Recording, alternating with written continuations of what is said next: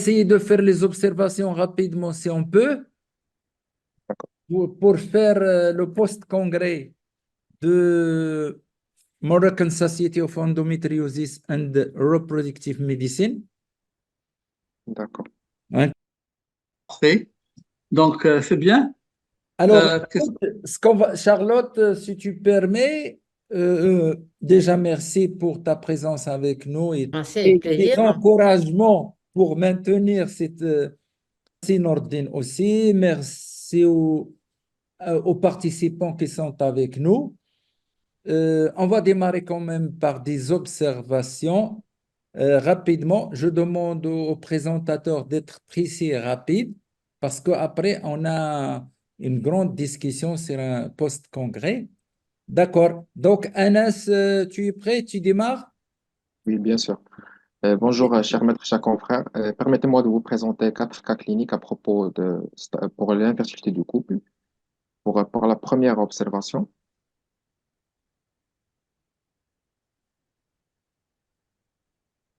Diaporama, Anas. Diaporama. c'est un homme de 30 ans, originaire résident à Berkane, marié depuis 7 ans. Sa femme est âgée de 25 ans. Il consulte pour infertilité primaire depuis 7 ans. Pour ses antécédents, patients déjà opéré pour une testicule ectopique, un abaissement testiculaire il y a 5 mois, sans origine toxique et allergique. Pour l'activité sexuelle, il fait presque 2 rapports sexuels par semaine en moyenne, libido conservé, l'introduction elle est facile, érection, orgasme, éjaculation sont conservés. Sur le plan clinique, le patient il est en bon état général, IMC à 20 kg par mètre cube, les organes génitaux externes sont d'aspect normal, testicules palpés au niveau de la région supra-inguinale de part et d'autre de la racine de la verge et le reste de l'examen clinique il est sans particularité. Au spermogramme, il présente un oligotératosténospermie sévère. Au bilan, la testostérone humaine est 9,56, LH à 8 unités par ml, FSH à 33,6 unités par ml, l'ostradiol à 47 et la prolactine à 25.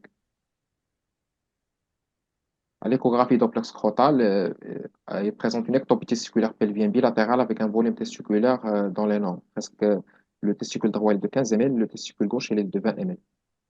Hmm. OK. Ouais. Qu'est-ce que tu as fait Anas, Oui, docteur. vous êtes au stade Là, on peut pas d'exploration. dire que la Vous avez... situation est relativement discordante. Ton patient qui a un gros volume testiculaire, une FSH qui est quand même très élevée. Oui, Voilà, et puis une cryptozoospermie extrême. Moi, chez ce patient, de façon systématique, j'aurais tendance à compléter le bilan en faisant un karyotype, même si je pense qu'il va d'accord. être normal, et une microdélétion du chromosome Y. Mais quand même, ça peut ressembler à une microdèle de type C, ça. Même si je m'attendrais dans ce cas à avoir des testicules plus petits, je congélerais du sperme et je leur conseillerais fortement d'envisager la prise en charge en FIVIXI. Qu'est-ce que tu en penses, Edine? Bah oui, ouais, bah on s'y prête. Oui, oui. Parce que Je là, en suis fait, pour. avec une FSH Oui, aussi élevée, moi, je referais quand même la FSH parce que vraiment, il y a discordance dossier là-dessus. Euh, ouais, Moi, c'est beaucoup. Oui. Tu as exactement. 33 avec une LH à 8, un gros volume testiculaire, tu te dis qu'il y a un truc il y a un truc qui tourne pas en rond, quoi. Exactement. Avec Cet une effet physiologie stage. Ouais. parfaite, tout. Moi, franchement, je referais la FSH. Mais Euh, est-ce qu'il a la ZF? Il n'a pas encore fait la micro-DF. non, il a pas. Non, non, c'est pour ça que je lui ai dit, il faudrait le D'accord. faire, les SDF. Congé du sperme. Et puis voilà, quoi. Et puis après, à discuter si la FSH était plus basse que ça, si c'est une erreur un jour de l'automate, on peut discuter des traitements. Et pour l'instant, tu n'aurais pas de traitement à lui mettre en place facilement comme ça. Sa testo elle est parfaite. Le stradiol, bah, il est un tout petit peu, ouais, effectivement, un Ouais. petit peu sur la norme bas, haute, mais bon, tu n'as pas envie d'y toucher, hein, parce que les patients qui sont un peu fragiles comme ça, sur le niveau hormonal, des fois, quand tu touches, tu fais pire. Moi, souvent sur les ectopies, quand ils ont des gros testicules, on a plutôt des choses un peu obstructives. Mais là, ce qui me fait dire que c'est pas obstructif, c'est la FSH qui est très haute. Ouais, exactement. Cela témoignait Ça, que les testicules ont déjà souffert avant. Bon, ils n'ont pas souvenir, ils sont gros, quoi. Oui, mais ouais, Et puis, ils n'ont ils pas ont pas tant d'atrophie. faire Il y que a un ça, beau quoi, parce volume. qu'ils ont une Ça. LH. Et à quel âge il s'est fait opérer de son testicule, là? Il y a presque 6 mois. Il y a 6 mois. Oui. c'est Et quel âge récent. il a, rappelez-moi? Et là, il a 30 ans. D'accord. Ils étaient à quel niveau? C'était au niveau inguinal. Ouais, mais haut, bas, machin. Euh, inguinal haute. Ok. Et à ce moment-là, on n'avait pas encore fait de spermogramme, on n'avait pas fait de bilan hormonal, quoi. Il a fait le bilan hormonal après le geste opératoire. Ouais, bah, écoute, moi, je congèlerais du sperme, mais je me laisserai encore 6 mois pour voir comment les choses diminuent. Ou s'améliorent. Voilà, Ou pas. exactement. De toute façon, il n'y a pas Les d'autre alternative. les testicules, ils étaient comment au moment de l'opération? Ils étaient d'aspect normal. Ok. Et l'abaissement, il a été facile à faire. Oui. C'était pas très facile puisque les testicules ne sont pas en intra-scrotal, mais bon, le D'accord. chirurgien a fait le maximum possible. Anas, vas-y, deuxième cas. C'est un patient âgé de 30 ans, originaire résident à Casablanca, marié depuis 4 ans. Sa femme est âgée de 22 ans, présente une infertilité primaire depuis 4 ans. Pour ses antécédents, il présente des antécédents toxiques et allergiques. Il est tabagique actif avec notion de prise de cannabis depuis plus que 10 ans. Pour l'activité sexuelle, il présente 3 rapports sexuels en moyenne par semaine. Libido conservé, l'introduction elle est facile, érection, orgasme et éjaculation sont conservés. Passons, elle est en bon état général, IMC à 22 kg par mètre cube. Les organes génitaux sont d'aspect normal, testicules de taille normale en place. Et le reste de l'examen clinique, elle est sans particularité. Au spermogramme, il présente euh, une cryptospermie, présente des spermatozoïdes après centrifugation. Au bilan, il présente testostérone à 7,23, LH à 7,1, FSH élevé à 16,6. Ostradiol à 32, prolactinémie il est élevé à 45 et l'inhibine il est élevé à 28. Il est un peu diminué à 28.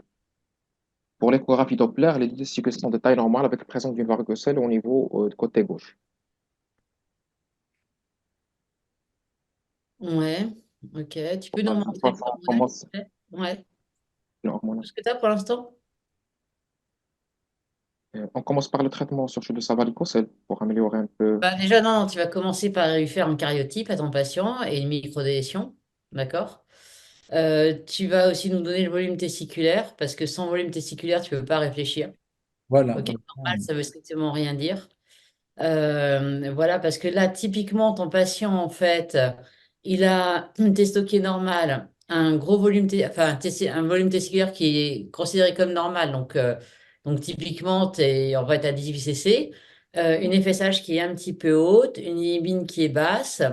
Donc ça, en fait, ben, si on prend de la génétique, ça ressemble pas du tout à un Klinefelter. Ça peut être une transloc, ça peut pas être une microdélétion de type Ouais, A parce que tu aurais des ouais, testicules qui seraient basses. Ça peut être du C, oui. ça peut être du B, et du coup, en fait, ça va pas du tout être la même chose. Donc, karyotype, microdélétion, et on en rediscute. Et si, Et voilà, surtout, la génétique oui, est normale, effectivement, dans ce cas-là, il arrête le cannabis, on traite sa varicocèle, et puis on voit quel traitement on peut lui mettre en plus derrière. mais il a arrêté le cannabis. Il est en fumeur seulement maintenant. Ah d'accord, mais il Il y a arrête aussi la quasiment- clope, hein, c'est pas mieux. Ok. Donc, mais cette inhibine B très basse, quand même, est inquiétante parce que c'est elle qui va conditionner les chances de récupération. Ouais, mais bon, après ouais, il a une testo qui est bien, la Ouais, FS elle est un peu haute, mais voilà, et puis surtout, ce qu'il faudrait, c'est vraiment avoir le volume testiculaire, parce que sans le volume, t'as quand même du mal enfin, sans le volume et puis la génétique, t'as du mal à savoir. Parce que exactement. là, tu vois, typiquement, lui, s'il a des testicules qui sont un peu moyens en taille, tu as envie de stimuler un petit peu l'augmentation du volume en mettant des gonadotrophines, et puis en particulier, tu vois, de la FSH, pourquoi pas. Si au contraire, il a un gros volume, bah, il va falloir réfléchir totalement autrement, quoi. On peut peut-être demander une IRM hypophysaire pour chercher s'il y a un adénome sécrétant, Pourquoi ou tu veux bien demander une voilà, IRM? prolactinémie n'est pas très significative. qu'il ne dépasse pas les Ah, pour la 50. prolactine, non, la prolactine, il faut que tu la redoses inférieure à 2 fois la normale. Souvent, c'est à redoser. C'est C'est pas méchant, ça, c'est pas c'est 45 en général. Ouais, bah, c'est pas très inquiétant. Et puis, est-ce que tu as examiné les seins de l'homme, du C'était mari? bien.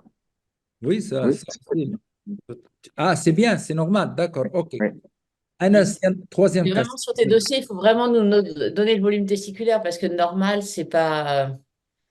Normal, c'est pas un chiffre, si tu veux. Il nous faut vraiment le volume, la consistance, etc., quoi. Oui, bien sûr que par faute de moyens du patient, c'est pour ça que je n'ai pas pu refaire une autre écho. C'est pour ça que j'ai Ouais, essayé de mais tu faire. n'as pas besoin de l'écho pour avoir le volume. Hein, toi-même, tu D'accord, peux donner le volume. bien sûr. Merci beaucoup. Pour Et le puis pareil, troisième cas, l'échographie est traitement de varicocèle, mais la varicocèle, elle a d'intérêt uniquement quand elle est trouvée cliniquement. Si toi, tu n'as pas de varicocèle, c'est qu'il n'y a pas de varicocèle. oui. d'accord.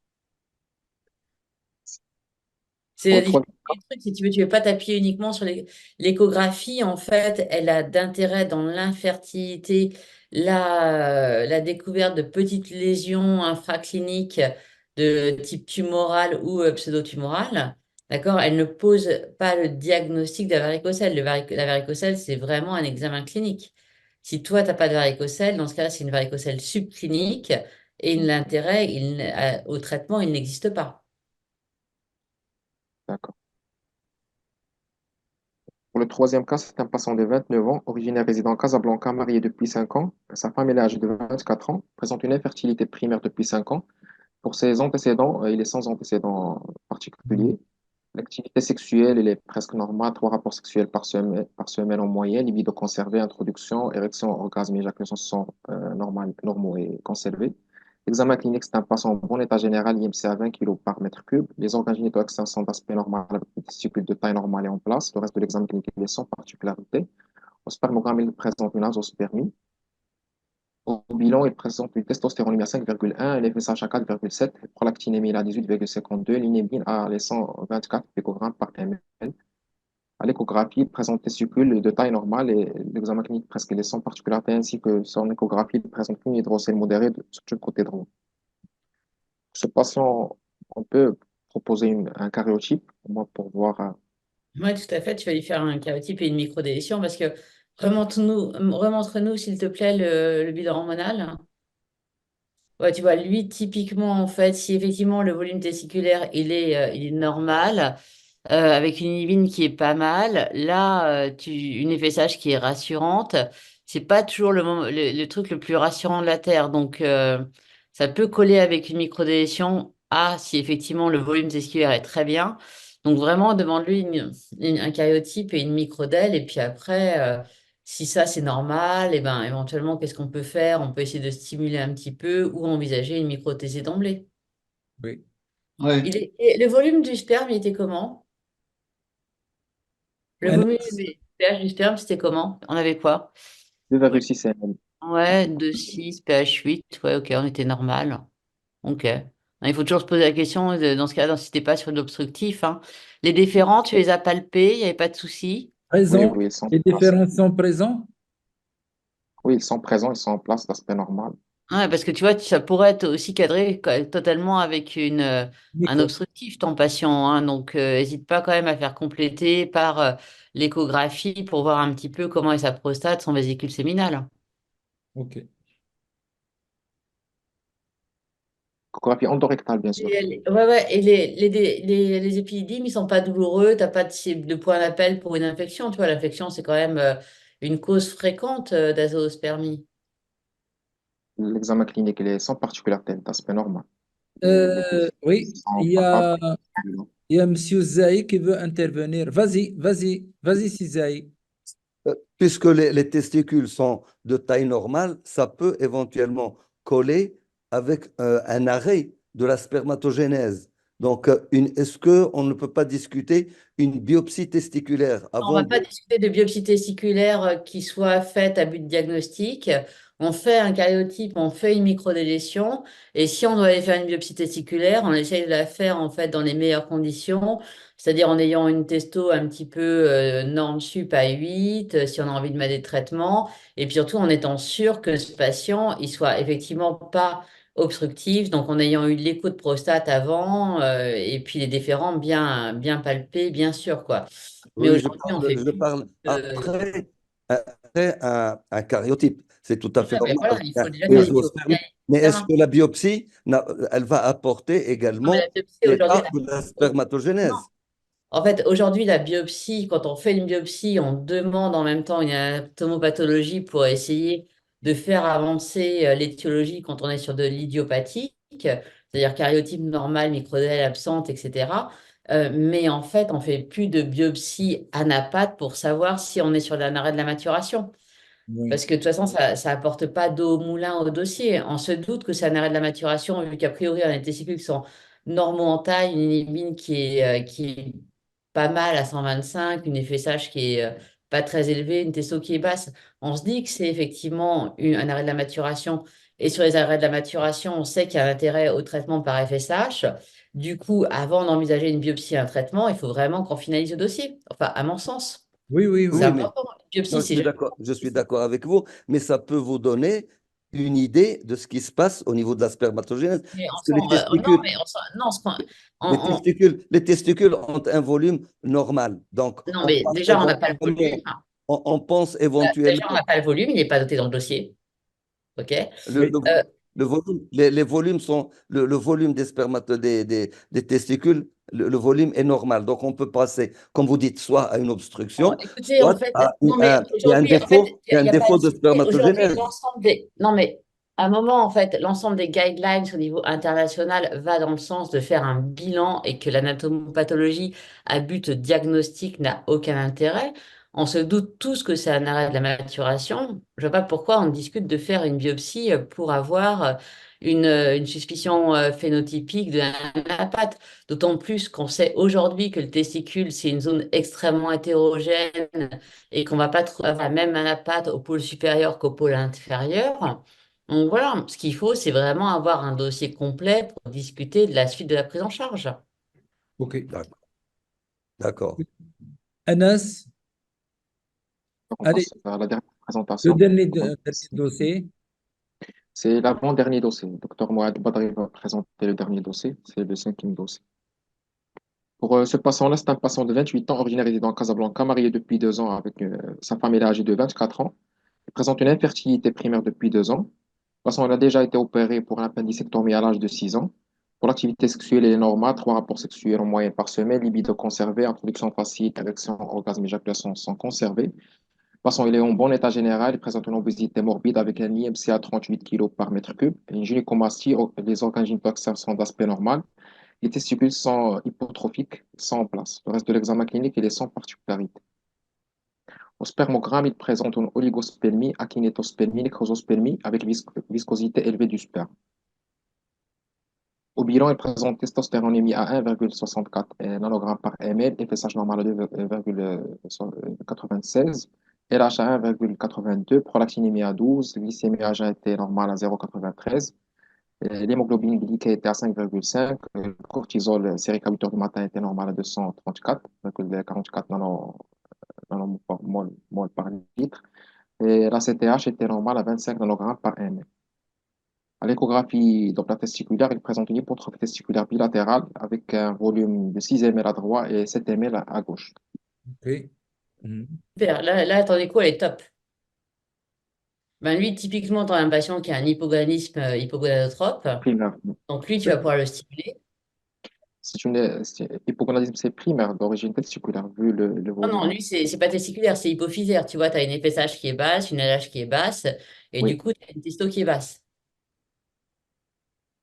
Ah oui. donc on doit stimuler, bien sûr, Ouais, avec lui, tu dois stimuler, FSH bien sûr, et tu auras, un spermogramme qui va s'améliorer, hein, et puis tu vas améliorer ton patient de façon globale, parce que tu n'as pas dosé l'ostradiol, c'est dommage, hein, tu vois, parce que là, ça aurait été intéressant de l'avoir aussi, pour D'accord, éviter sa gynécomastie, entre autres. d'accord. Tu notes, Anas. On ne peut pas demander un cariotype? Ouais, tu peux demander le karyotype, mais c'est pas ça, typiquement, c'est pas. Il sera Ouais, normal parce que le karyotype, tu cherches des translocs, tu cherches un nombre anormal de spermatozoïdes, de ouais, chromosomes, pardon. Donc, si tu vois, le nombre anormal, en général, son Klinefelter, c'est quand même le plus fréquent et ça donne un hypergonadisme hypogonadotrope, donc une FSH élevée, une LH élevée, une testo qui est basse. Ou bien tu trouves un karyotype rare de 45X qui donne pas du tout, qui donne pareil un hypergonadisme hypogonadotrope et des petits testicules.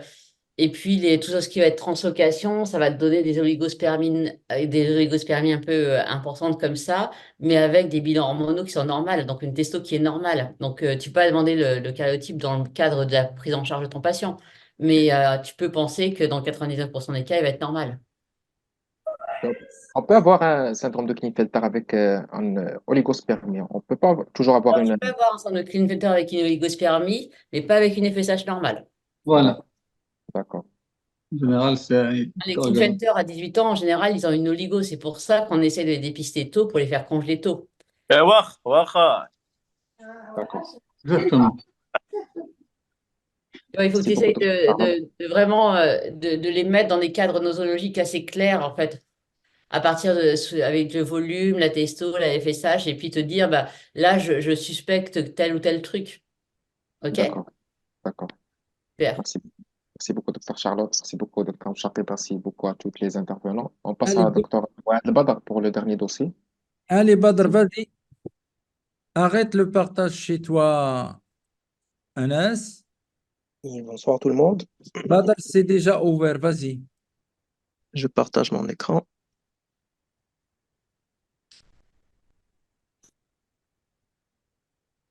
Diaporama, Badr.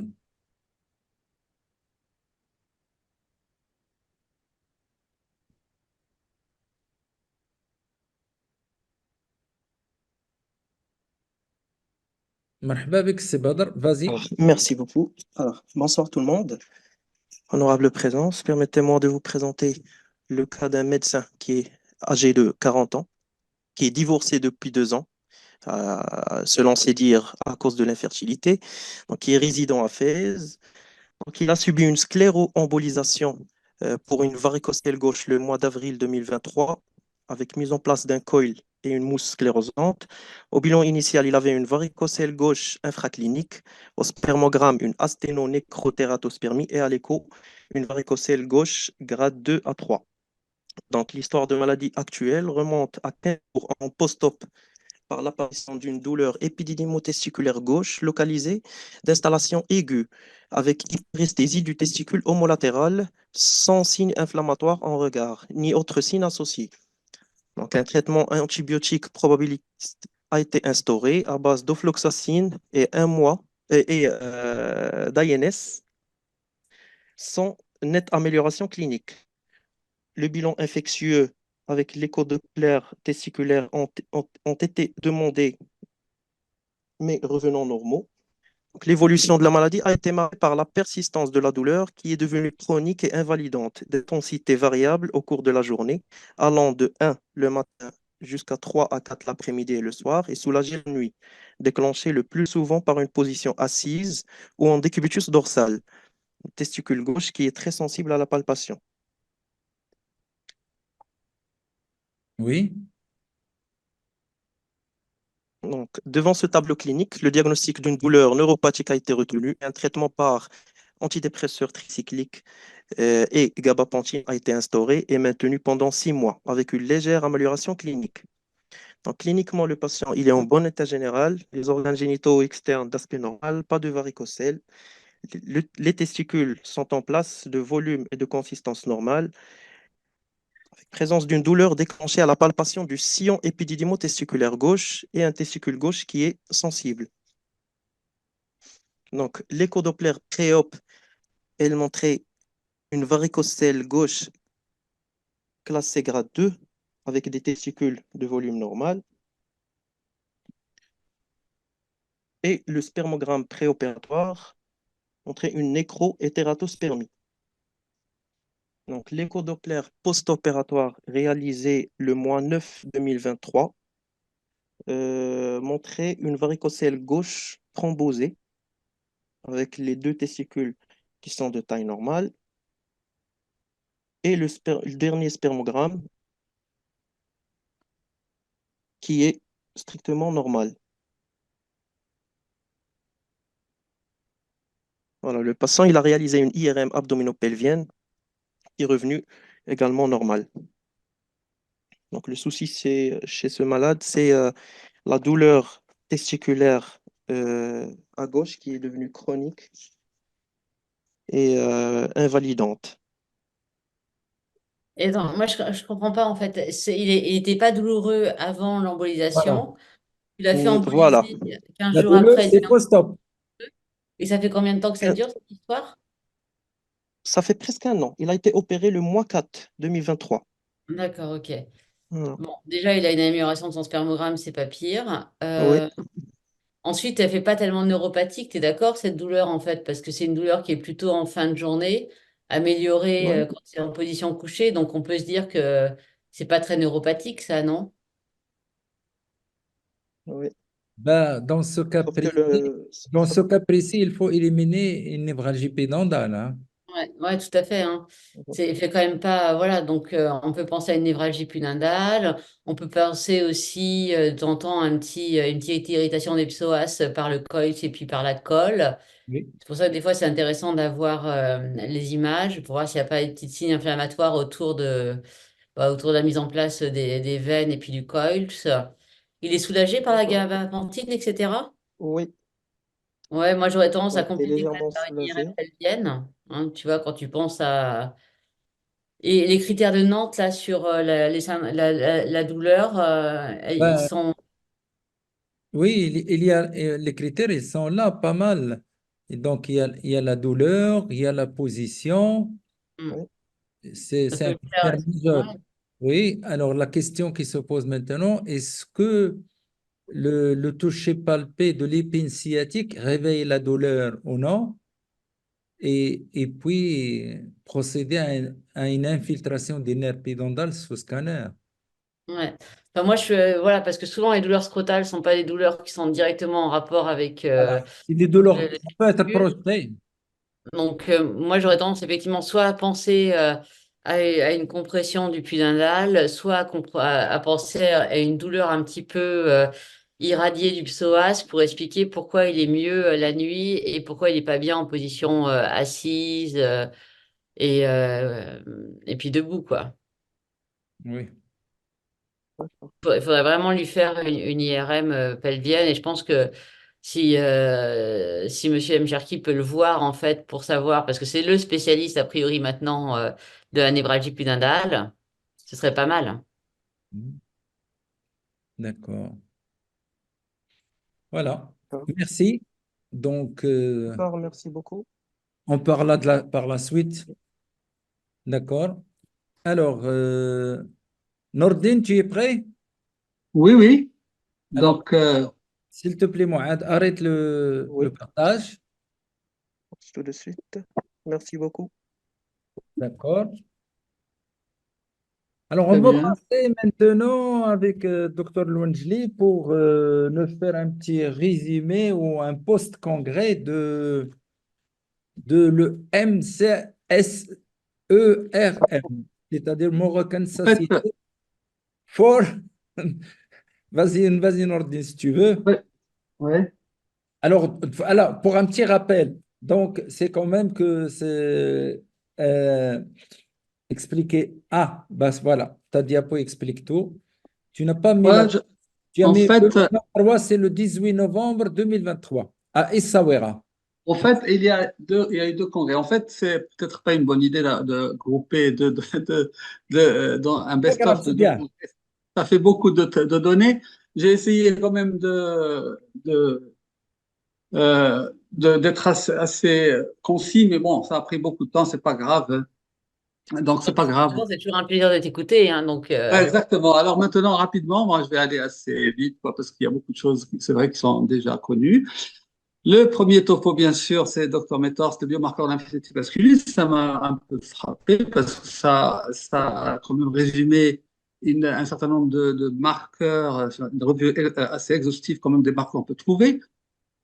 Donc là, ça commence par cet excellent article, une revue qui a essayé justement d'énumérer l'ensemble des marqueurs qu'on trouve, les génomiques, la fragmentation de l'ADN, les transcriptomiques, protéomiques, métabolomiques, etc. Donc tous ces outils sont assez rapides, peu coûteux et méthodes bien sûr non invasives qui peuvent être d'une grande utilité. Les microRNA, bien entendu, également, ils sont assez stables, c'est dans tous les fluides corporels, donc ils sont facilement, aisément mesurables par la FPCR, donc les techniques non invasives. Et là aussi, peuvent amener des renseignements très précieux en matière d'infertilité masculine, aussi bien dans le sérum que dans le liquide séminal. Et surtout les 34 449 qui ont été dans cette littérature, ils ont démontré que leur implication dans les protéines régulatrices du cycle cellulaire dans la spermatogénèse, propriétés antioxydantes et anti-apoptotiques, donc leur implication dans la bonne formation, le bon fonctionnement du spermatozoïde, etc. Donc là, il n'y a pas de souci. Il y a un autre marqueur, le cell-free DNA, tout le monde connaît. S'il existe à taux normal. J'ai repris tes diapos, hein, docteur Methorst. Hein. Donc là, maximum 10 nanogrammes par ml pour un sujet normal. Et bien entendu, toute exacerbation de ce chiffre, en général, liée à une dégradation du sperme. Toute dégradation du sperme, si on analyse l'ADN libre dans le sérum, on trouvera des valeurs élevées, comme le montre ici cette étude. Le microbiote, bien entendu, là, il est communément admis maintenant que le microbiote séminal et bien sûr vésical, aussi bien est directement lié également au microbiote testiculaire. Donc, il y a on va dire, une synergie taxonomique, enfin, pas une modulation en fonction de l'alimentation, de l'âge, d'un certain nombre de paramètres qui fait que le microbiote change et il peut établir une signature de l'infertilité, en fait, par cette taxonomie qui évolue en fonction d'un certain nombre de paramètres, notamment nutritionnels, environnementaux, etc. Donc, maintenant, c'est un peu à la mode, ce microbiote, on va dire, séminal, testiculaire, qui peut être, bien sûr, précieux. Gardez à l'esprit qu'il est étroitement lié au microbiote intestinal. Là aussi, on voit la variation du microbiote en fonction du taux de testostérone, de l'âge, du BMI, du taux de FSH, bien sûr. Un sperme normal et une non-casospermia, ce n'est pas du tout la même taxonomie des profils qu'il y a dans le microbiote. Donc, forcément, il y a des variations qui peuvent être utiles au diagnostic. La biochimie séminale, il y a de plus en plus de molécules au niveau séminal qui peuvent être d'une utilité clinique, des protéines, des enzymes, des hormones, des cytokines, des antioxydants tels carnitine, zinc, tout ça c'est connu. Et tous ces paramètres, bien entendu, c'est une réexploitation de la biochimie séminale depuis d'ailleurs la sixième édition de l'AMS qui a réintroduit ces paramètres comme advanced analyse pour l'infertilité masculine. Les télomères, tout le monde connaît que les télomères, bien sûr, sont associés bien sûr, à l'oxydation et à l'activité mitochondriale. Avec l'âge, bien sûr, ils se réduisent, comme le montrent les analyses au niveau des leucocytes, mais par des moyens de laboratoire, on peut éventuellement arriver à améliorer un sperme et avoir des gradients, ou avoir une préparation finale assez riche en spermatozoïdes dont les télomères sont conservés ou relativement longs. Tout cela pour dire quand même les techniques de laboratoire peuvent également aider à surpasser certains types d'infertilité. Bien sûr, les marqueurs génétiques connus, la microdélétion, comme on en parle tout le temps, les problèmes chromosomiques, les karyotypes, les translocations, etc., les anomalies de nombre, le CNP, les single nucleotide polymorphismes, les microdélétions mitochondriales et les mutations et délétions. Docteur Marion a évoqué donc le fractionnement de l'ADN. Bon, en fait, il n'y a pas eu beaucoup de nouveautés. Elle a essayé d'énumérer les causes, donc la varicocèle, cryptorchidie, les inflammations, les problèmes infectieux génitaux, les gènes, l'âge, je veux dire, le lifestyle, tout ce qui est alimentation, habitudes, machin, etc., smoking, donc tout ce qui est cigarettes, les toxines environnementaux et bien sûr les radiations ionisantes. On va voir après, au particulier, même le téléphone portable peut être très nuisible dans ce cas. Là aussi, donc, qui tester? On va tester essentiellement les infertilités inexpliquées, les échecs d'insémination, les fausses couches à répétition, les échecs en fivixie et les les paramètres spermatiques subnormaux avec facteurs de risque comme l'obésité ou la cigarette ou autre. Donc, maintenant, c'est vrai que la réparation de varicocèle clinique a montré justement une réduction de sa fragmentation de l'ADN. Ça, tout le monde le sait. Donc, surtout le varicocèle clinique.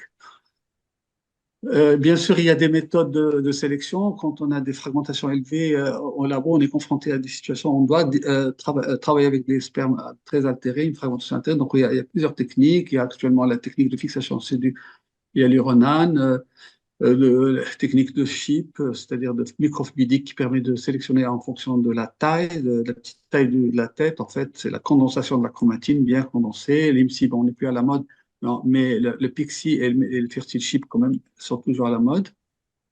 L'IMSI, donc, a été abandonné. Si on doit résumer, on commence toujours dans la frag de l'ADN, bien sûr, à éviter les facteurs engendrant ce stress, comme donc, la sédentarité, l'obésité, la cigarette, etc. Aidé par des antioxydants choisis et bien sûr traiter les infections et tous les problèmes qui seraient à la cause de cette augmentation. Aidé par l'hormonothérapie, notamment carrément des hormones, la FSH/LH, parce que c'est connu qu'ils ont une activité anti-apoptotique qu'on donne dans certaines conditions d'hypogonadisme, on le sait, et ça peut également normaliser la fragmentation de l'ADN, tout à fait rationnel. Et bien sûr, à parler à l'AMP avec des techniques de sperme améliorées. Dr Métors a également passé un excellent résumé lors d'un symposium. Donc, il a passé en revue tous les ingrédients, en spécifiant chaque ingrédient à quel niveau il agit. Et la L-carnitine, tout le monde connaît, c'est un enzyme assez surtout énergétique, vitalité, l'arginine, etc. Donc, tous les ingrédients. Donc, d'où nécessité en fait, de consommer une bonne formulation d'un additif alimentaire qui est censé être bien formulé pour éventuellement réparer l'ADN, réparer la mobilité, la numération et réparer tous les défauts qu'on trouve dans le spermogramme. Et là, bien sûr, son topo a également passé en détail à quel niveau agit chaque composant, concentration, mobilité, morphologie, etc. Avec les doses minimum efficaces, c'était un excellent symposium. J'en passe parce que c'est toujours les mêmes molécules qui reviennent, mais avec des dosages plus précis. Moi, j'ai parlé un peu dans quelles conditions on peut éventuellement préserver le sperme. C'est quand même, il faut garder à l'esprit une certaine situation, bien sûr qu'il faut garder tout le temps à l'esprit, c'est bien sûr le traitement anticancéreux, sauf qu'il faut garder à l'esprit que le traitement est un effet mutagène, que l'altération du sperme est progressive, donc il faut absolument prévoir une contraception quand on démarre ce traitement. Donc il faut d'abord préserver avant le traitement et maintenir une contraception pendant la durée du traitement et contrôler minimum 6 mois après l'arrêt du traitement avant de dire qu'il y a risque de stérilité définitive. Hein. Et la congélation, bien sûr, a été très bien, elle est psychologiquement très bien appréciée par le patient. Oui, on soumet ça. Les radiations, bien sûr, les oncologues le savent bien. Également la même chose. Ils font, avant d'irradier la zone pelvienne, il faut préserver en évaluant les risques liés à la dose donnée. Les situations de blocage au niveau de jour de Dixie, pour régions psychogènes ou autres, parfois des spermes hyper altérés, parfois on trouve, parfois on ne trouve pas. Là, il recommande vivement donc de congeler. Dans les situations, bien sûr, d'indication professionnelle et d'exposition, là aussi, il vaut mieux, si on doit travailler de longues années dans ces genres de conditions, il vaut mieux préserver dans les premiers mois avant, c'est aussi une indication. Bien sûr, les voyages fréquents, tout ça, pour synchroniser les cycles, c'est pas évident. Et également, j'ai oublié de parler de l'âge du patel. Maintenant, la préservation de la fertilité également concerne l'âge du père, parce que avoir un enfant à 40 ans, ça n'a rien à voir à en avoir un à 60. Donc, forcément, il y a des facteurs épigénétiques qui se greffent et qui pourraient retentir sur la santé du bébé. Donc, forcément, la préservation du sperme peut être une indication. L'âge pourrait être une indication également. Je conclus, donc en fait, c'est un résumé de ce que j'ai dit. Docteur Benayan, elle parlé également de deux indications, bien entendu, du varicocèle, traitement de varicocèle. Alors, pas traitement de varicocèle subclinique, ça a été dit tout à l'heure. Et traitement de varicocèle clinique uniquement chez les jeunes en présentant une insuffisance testiculaire progressive une altération des paramètres spermatiques. Ça a été dit au niveau de donc, l'Association américaine des urologues, l'ASRM, donc, et également au niveau de l'European Academy of Andrology. Donc ça, c'est également, il y a une revue qui a été faite par Agarwal sur la même chose. Globalement, le traitement de la varicocèle clinique améliore tous les paramètres spermatiques. Là aussi, au niveau de l'ADN, il y a une nette amélioration, ça a déjà été dit. Donc, globalement, on va dire que la majorité des données restent favorables au traitement des varicocèles cliniques, avec bien sûr, dans le cadre des azoospermies, également, il y a un avantage pour la récupération des spermatozoïdes testiculaires de bonne qualité. Lifestyle, là, ça aussi, c'était un beau topo, parce que là, le Dr Metters a revu donc toutes les sources possibles, en commençant par l'obésité. La physiopathe, c'est l'aromatisation de la testosterone, un effet feedback négatif, chute de la FSH et l'âge, forcément hypogonadisme central, donc forcément, une action centrale et également par le biais des radicaux oxygénés, une action périphérique. Et bien sûr, la genèse d'un certain nombre de points inflammatoires, de cytokines, qui bien sûr altèrent le spermatozoïde, la spermatogénèse et génèrent une fragmentation, donc une infertilité masculine. Après, là, elle a énuméré un certain nombre d'aliments à recommander, bien sûr, poissons, crustacés, fruits de mer, volailles, avis aux amateurs, légumes et fruits, produits Tout laitiers, ce comment etc. fait ça, quoi. Hein, voilà. C'était un beau topo d'hygiène de vie, il n'y a pas de souci. Bien sûr, à éviter des viandes rouges, du soja, pommes de terre, etc. J'en passe, les boissons sucrées et les sucreries, bien sûr, j'en passe. En matière donc pardon, de cannabis, tout le monde sait bien sûr qu'il est bon, toxique, c'est sûr, ça, par une action centrale, hypothalamique, et également une action périphérique, au niveau de cellules CRT une action directe sur sur le spermatozoïde, bien sûr une induction de la réaction prématurée de la réaction acrosomique et une action bien sûr délétère sur la mobilité. La privation de sommeil également, quand même, elle peut générer beaucoup de perturbations, normalement notamment augmentation de la sérotonine, avec inhibition de production de testostérone, et un stress également qui va inhiber tout ce qui est l'axe hypogonadique, donc tous les problèmes qui aboutiraient à la chute de testostérone et à l'augmentation de l'apoptose des cellules Leydig et l'infertilité. Donc, avis aux jeunes qui font la fête, faites attention, un minimum de sommeil dans la semaine est recommandé. L'exercice physique, oui, c'est vrai qu'il est recommandé, mais il ne doit pas être très intense, parce que s'il est intense, bien sûr, il y a des perturbations, la genèse de radicaux oxygénés, un certain nombre de choses qui permettent quand même de réduire la fertilité, réduire la qualité du sperme et sa production. Donc, c'est vrai que l'activité physique doit être modérée et ça augmenterait facilement donc, la qualité spermatique. C'est un petit travail qu'on a fait à la clinique sur l'impact des plasmas riches en plaquettes au niveau de l'insuffisance ovarienne.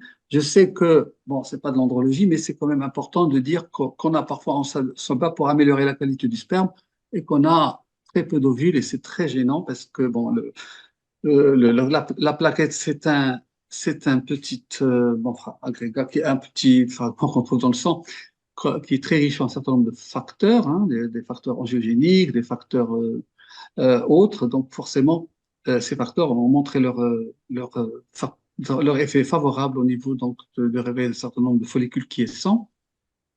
Et on a fait cette expérience sur 125 patientes à qui on a injecté ça en cortical. L'AMH a doublé, après quand même a été évalué avant et 4 semaines après. Et le nombre de follicules en trop également ont doublé. Et là, on le voit sur le diagramme. Et au niveau les patients étaient leurs propres témoins. Donc, avant PRP, ils étaient à moyenne d'un ovule, alors qu'ils sont devenus après PRP à 3,3 ovules.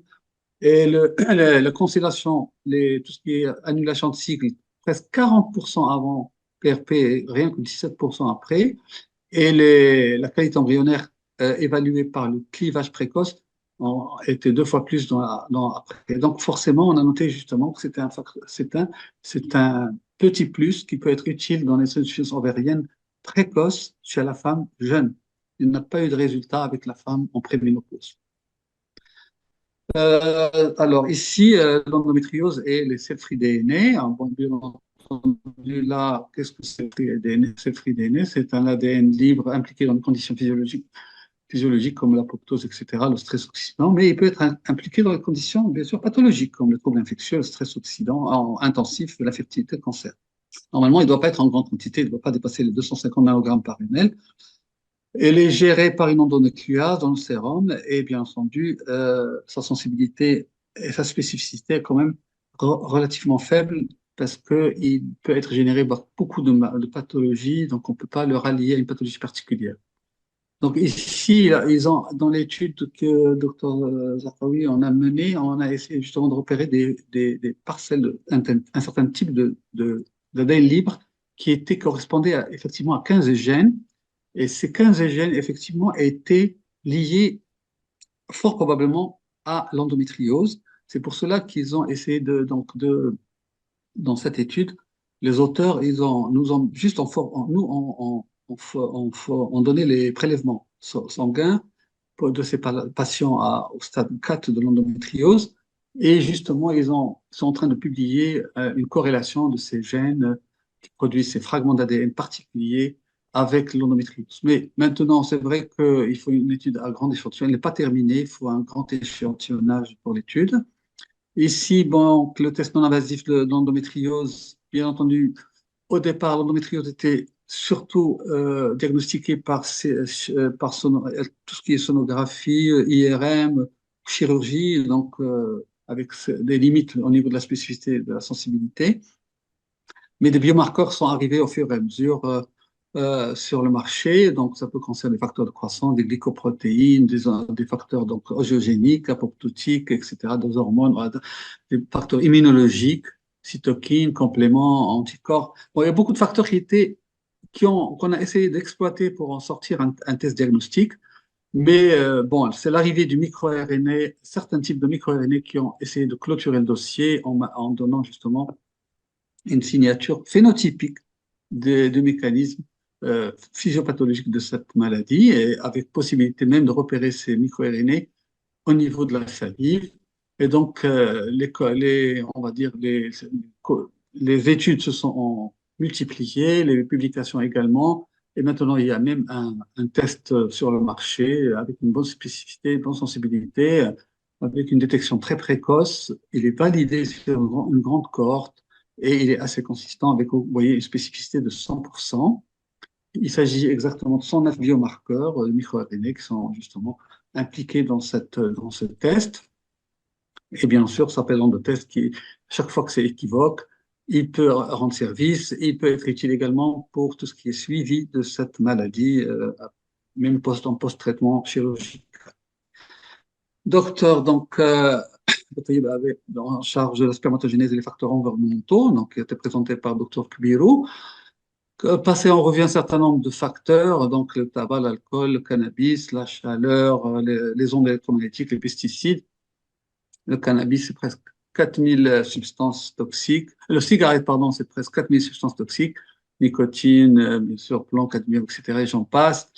Bien sûr, les conséquences, c'est l'activité mitochondriale qui chute, l'intégrité de la chromosomale également, la fragmentation de l'ADN, tous les dégâts qu'on connaît. Également, beaucoup de métaux lourds, le plomb et surtout le cadmium. Il y a un travail en cours sur une thèse d'État avec le docteur Taïeb. Et les résultats préliminaires maintenant sont très, très prometteurs. Le cadmium est impliqué directement dans les altérations de la concentration, de la mobilité, de la morphologie, de l'ADN spermatique. Également, l'alcool, donc, action également centrale, hypothalamique, hypophysaire et testiculaire, celui de l'IDG sertoli, avec une diminution de sécrétion, bien sûr, de testostérone. Ça, j'en passe. Cannabis, j'ai déjà discuté, donc c'est la même chose, action centrale et périphérique, avec bien entendu, une infertilité au bout par les mêmes mécanismes. La température, bien sûr, tout le monde connaît que le scrotum, donc c'est 2-3 degrés de moins que le corps, donc forcément toute hyperthermie liée à une cryptorchidie ou autre, bien sûr, va générer un certain nombre de problèmes, une hypospermatogénèse et surtout une fragmentation de l'ADN. Bien entendu, les ondes électromagnétiques, là, bien entendu, il y a un impact sur la santé en général, le cerveau, le cœur, etc., tout, mais sur le sperme, sur le testicule en particulier, par un effet thermique ou non thermique, peu importe, mais il y a un effet délétère certain qui aboutit bien sûr à une perturbation de la spermatogénèse, une hypospermatogénèse. Bien sûr, là, il a rediscuté au sujet de ces insecticides dont j'ai parlé tout à l'heure dans la préservation du sperme. Il faut faire très attention, une altération à long terme à l'exposition prolongée à ces insecticides. Docteur, donc, professeur Ilham Ratoui parlait de problème, tout ce qui est épigénétique inheritance. Tout le monde connaît bien entendu il y a plusieurs modifications épigénétiques au cours du processus de spermatogénèse et que il est probable que la plupart des infertilités sont liées à un problème de méthylation. Certes, et ceci dit, l'âge aussi est indiqué. Bien sûr, le profil épigénétique du jeune adulte ne sont pas le seul de l'adulte au-delà de 50 ans.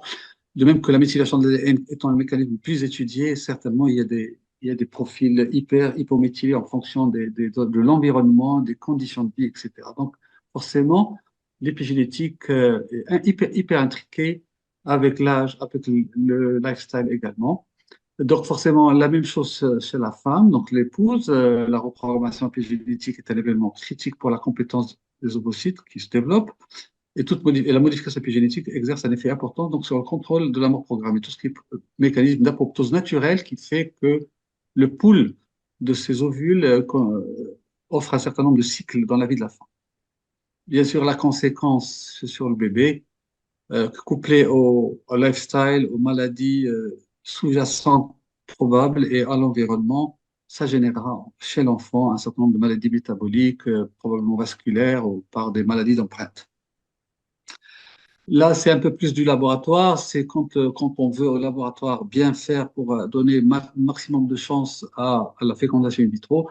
Il y a des techniques comme le MAX, comme vous le savez. Donc, les spermatozoïdes apoptotiques expriment une protéine à la surface qui s'appelle la phosphatidylsérine.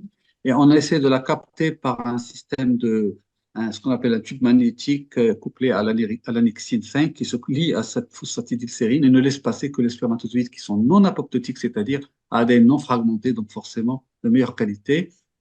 Le tricellulaire, donc le Max a fait beaucoup parler de lui. Le pays qui l'utilise beaucoup, c'est l'Espagne.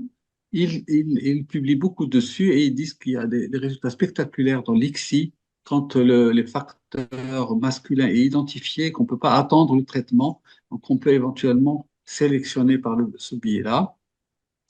Comme j'ai dit tout à l'heure, il y a le mailship, tous ces microfluidiques, tous ces systèmes microfluidiques, c'est tout ce qui est sélection de sperme sur sa mobilité et de sa tête, donc la condensation de sa chromatine.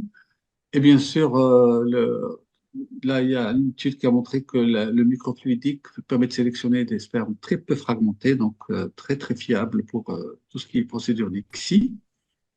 Et bien sûr, tout ce qui est fixation à l'acide hyaluronique, comme j'ai dit tout à l'heure, les spermatozoïdes de bonne qualité expriment des récepteurs à l'acide hyaluronique, les hyaluronanes, qu'on fixe sur des boîtes, et on essaie justement de les récupérer après.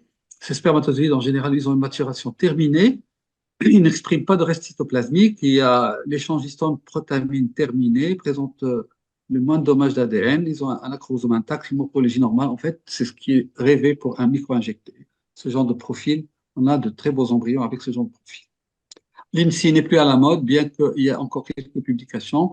Le principe, c'est bien entendu repérer des spermatozoïdes qui contiennent beaucoup de vacuoles dans la tête et essayer de ne pas les capter, sachant que ces vacuoles pouvaient être, entre guillemets, liées à une haute fragmentation de l'ADN. Là aussi, c'est dans juste on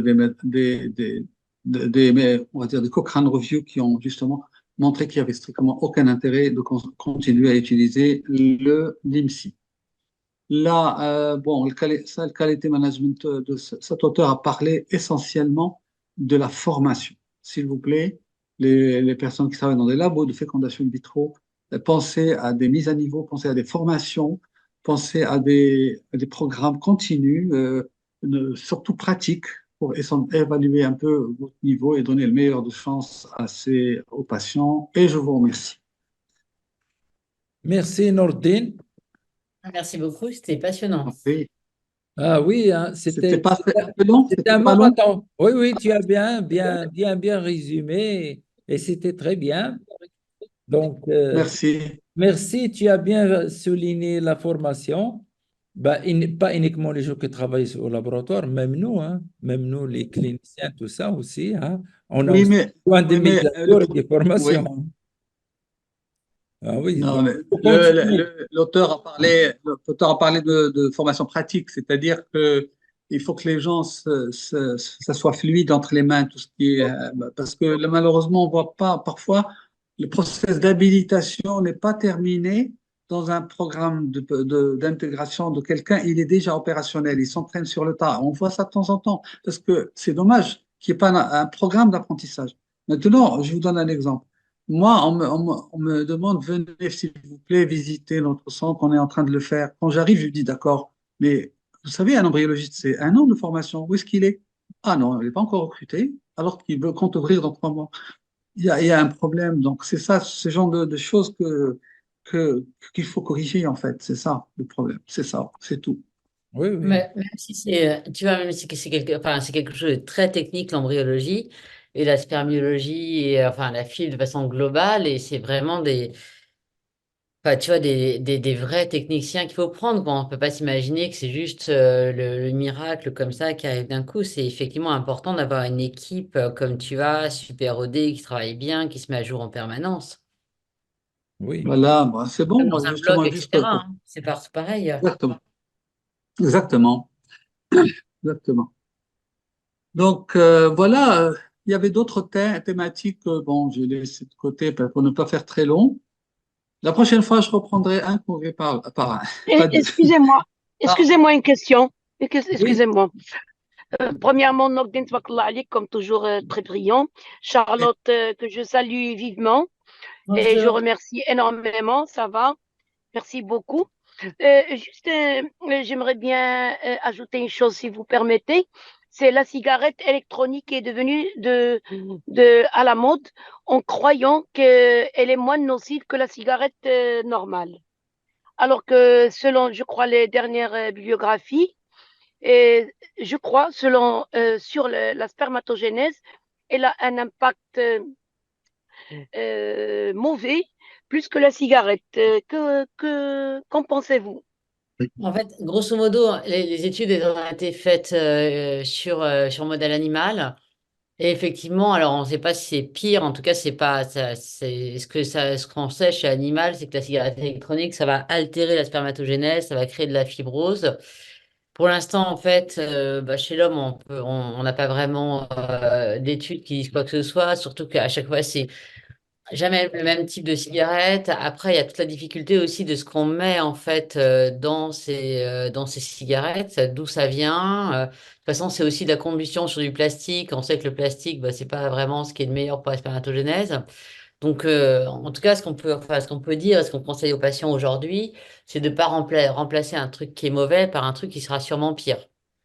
Voilà. Bah oui. voilà. Mais de toute façon, ça D'accord. va être bientôt interdit, hein. J'ai entendu que la loi va passer dans quelques mois, là. Mm. Oui, oui. Génial, parce que c'est devenu à la mode en croyant que c'est moins nocif. C'est pas, Oui, elle enfin, n'a comme, pas. si tu veux, ça c'est un petit peu comme quand la cocaïne avait remplacé l'héroïne sous l'égide de Freud, qui avait dit que c'était beaucoup moins addictif et on s'est aperçu en fait que la cocaïne était aussi addictive et aussi nocive que l'héroïne. Voilà, donc bon, le mieux en fait, c'est quand même d'avoir un mode de vie plus sain et on n'a pas besoin d'avoir cigarette ou une cigarette électronique pour remplacer un éventuel substitut maternel ou paternel, quoi. Exactement. D'accord. D'accord. Est-ce qu'il y a des questions parmi les participants? Non?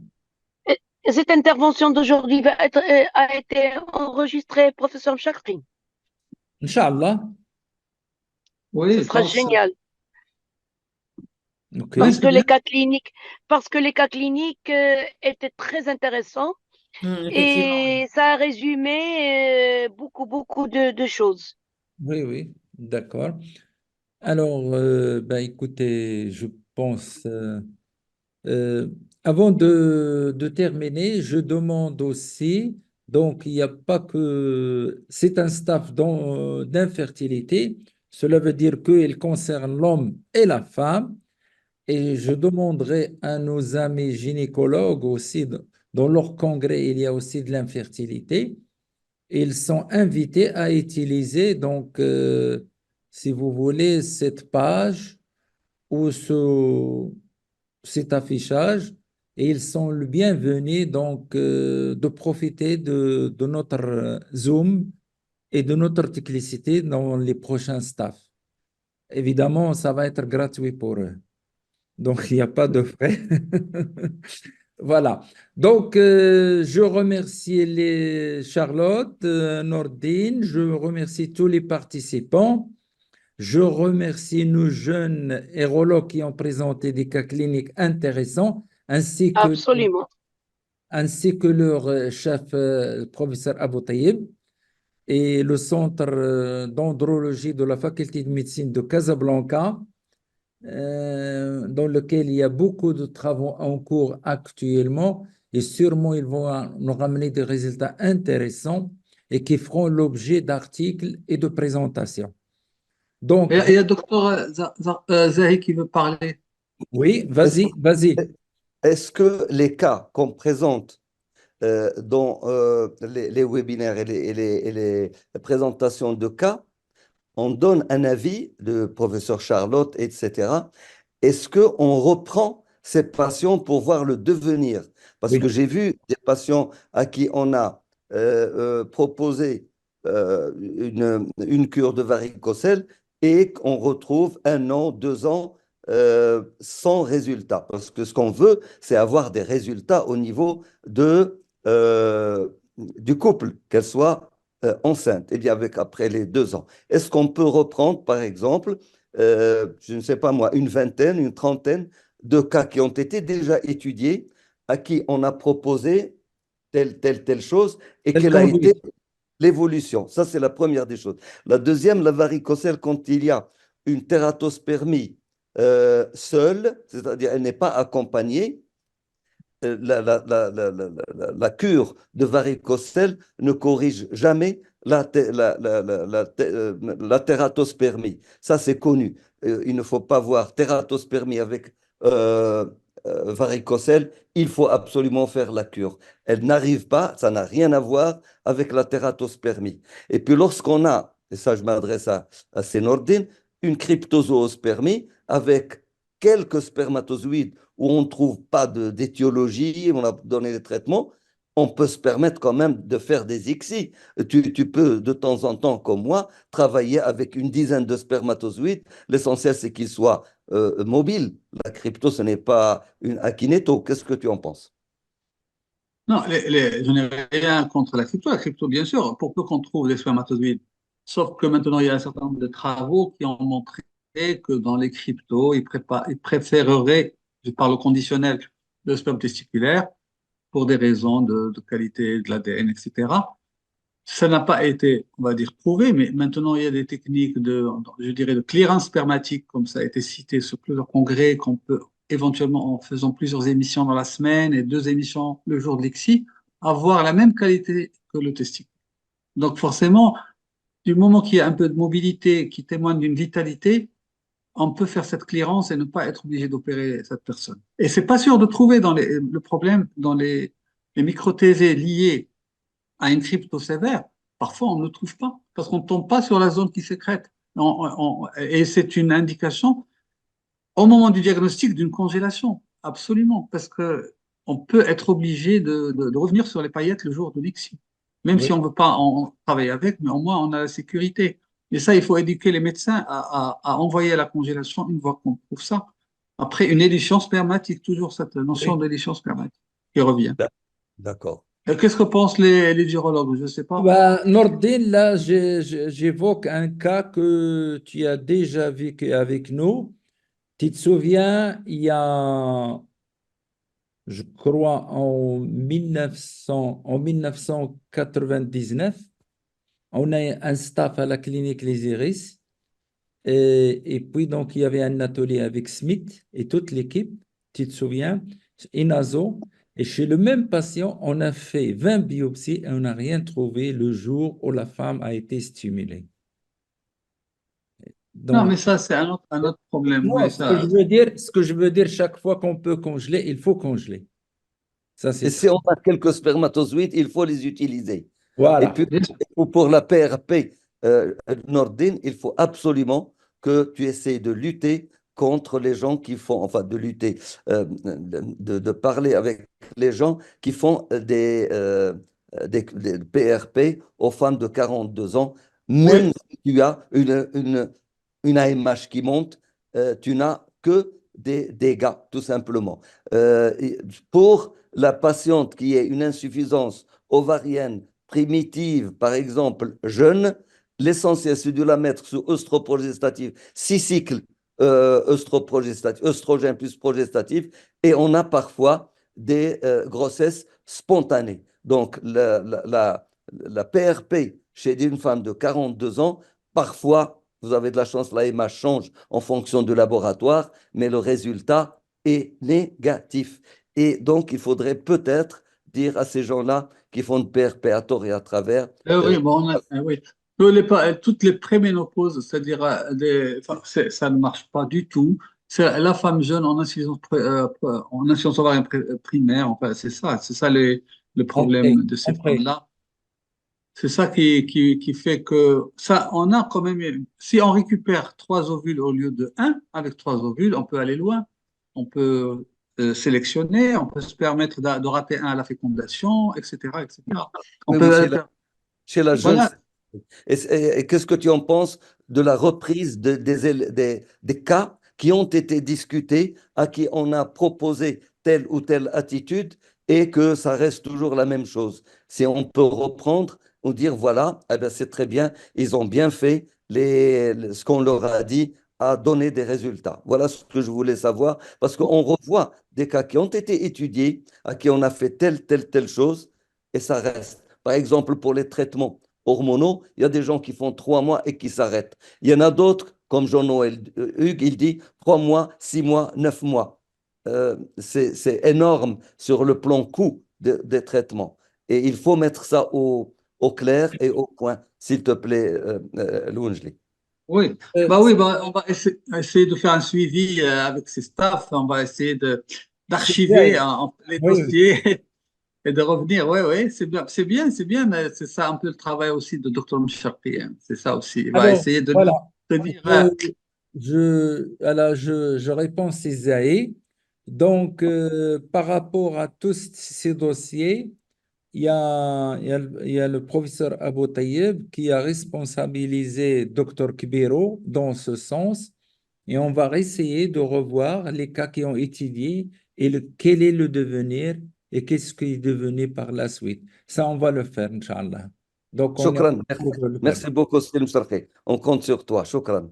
Voilà. Eh bien, écoutez, merci pour tout le monde et puis bonne soirée. Merci Bonne beaucoup. soirée et au prochain staff, Inch'Allah. Merci, Merci. Charles. Bonne soirée. Bientôt. Au revoir. Merci. Au revoir, bonne soirée. Au revoir. Bye bye.